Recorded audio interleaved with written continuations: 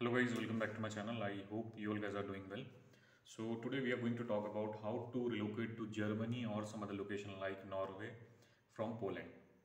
जी हाँ दोस्तों, आज मैं बात करने जा रहा हूँ कि जैसे अगर आप एक बार पोलैंड चले जाते हैं, पोलैंड जाने के बाद जैसे आप पे स्लैब वगैरह देख सकते हैं, डी कैटेगरी वीज़ा ले सकते हैं, आप कोई और स्किल्ड वीज़ा पर अगर आप पोलैंड जाते हैं तो उसके कितने टाइम ड्यूरेशन के बाद आप अदर कंट्री में इमिग्रेट कर सकते हैं।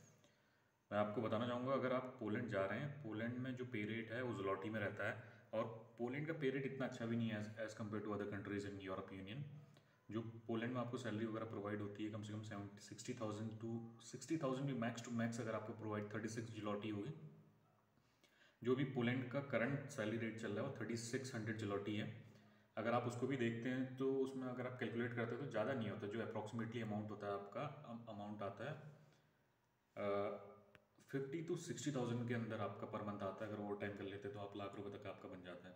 अगर as compare to other countries अगर आप देखेंगे, माल्टा देखेंगे, माल्टा में जो पे रेट है 1.5 लाख 15 से 1700 यूरो, 12 से 1500 यूरो तक का बन जाता है, जो इंडियन करेंसी में कम से कम 1.5 से 2 लाख रुपए आपका मंथली बन जाता है। ऑस्लो देखोगे तो ऑस्लो में, नॉर्वे में जो ऑस्लो है लोकेशन अलग अलग है, नॉर्वे में ऑस्लो लोकेशन और अदर लोकेशन और है।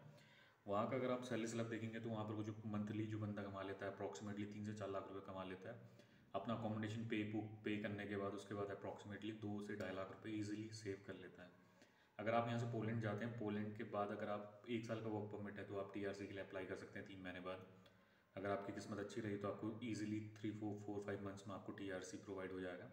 अगर जैसे आपको एक बार टीआरसी मिल जाता है तो उसके बाद आपका एक बेनिफिट ये होता है कि 6 महीने जैसे आपको 190 डेज़ के अंदर आप 90 डेज़ कोई और कंट्री में जा सकते हैं और 90 डेज़ के बाद आपको वापस आना होता है। तो इसमें ऐसा कर सकते हैं कि अगर एक बार आपको टीआरसी मिल जाती तो आप किसी और कंट्री में कुछ टाइम के लिए जा सकते हैं, 10 15 दिन के लिए। अगर आपको नॉर्वे जाना है तो आप नॉर्वे जा सकते हैं, और या आपको जर्मनी जाना चाहते हैं तो जर्मनी जा सकते हैं। अगर कोई भी यूरोप यूनियन में जाता है तो सब लोगों का जो लास्ट डेस्टिनेशन होती है नॉर्वे, डेनमार्क नॉर्वे, डेनमार्क और जर्मनी, 3 लोकेशन में लोग जाना चाहते हैं, क्योंकि यहाँ का पे रेट बहुत ज़्यादा सही है और बेनिफिट्स भी यहाँ बहुत सही हैं।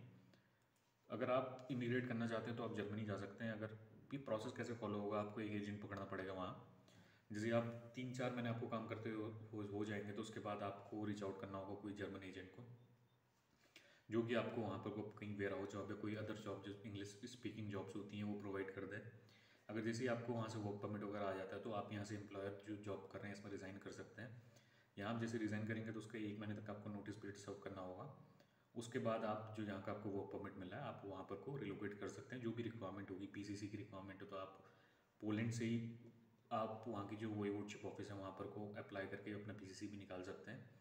जो भी आपकी डॉक्यूमेंटेशन है वो फॉर्मेलिटीज़ करके वहाँ से आप रिलीविंग लेके जर्मनी रिलोकेट कर सकते हैं, या फिर ऑस्लो नॉर्वे जा सकते हैं, आप डेनमार्क जा सकते हैं। यहाँ जो सैलरी है बहुत बेटर सैलरी है एज़ कम्पेयर टू पोलैंड।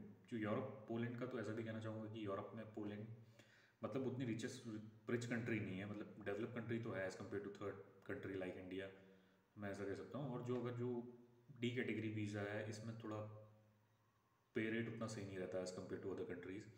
माल्टा चले जाओ, माल्टा का पे आउट सही है, पोर्चुगल का भी पे रेट सही है। अगर आप पोर्चुगल जाना चाहते हैं तो पोर्चुगल का भी जो सैलरी स्लैब है बहुत सही है एज़ कम्पेयर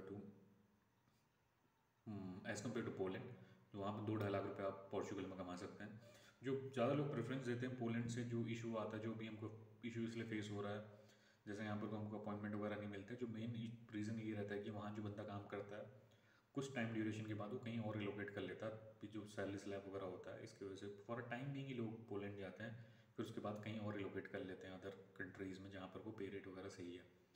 क्योंकि जो जर्मन है, जर्मनी में तो यूरो में पे रेट होता है, और नॉर्वे का क्रोन करके जो उनकी सैलरी है वो भी, उसका भी पे रेट बहुत हाई है।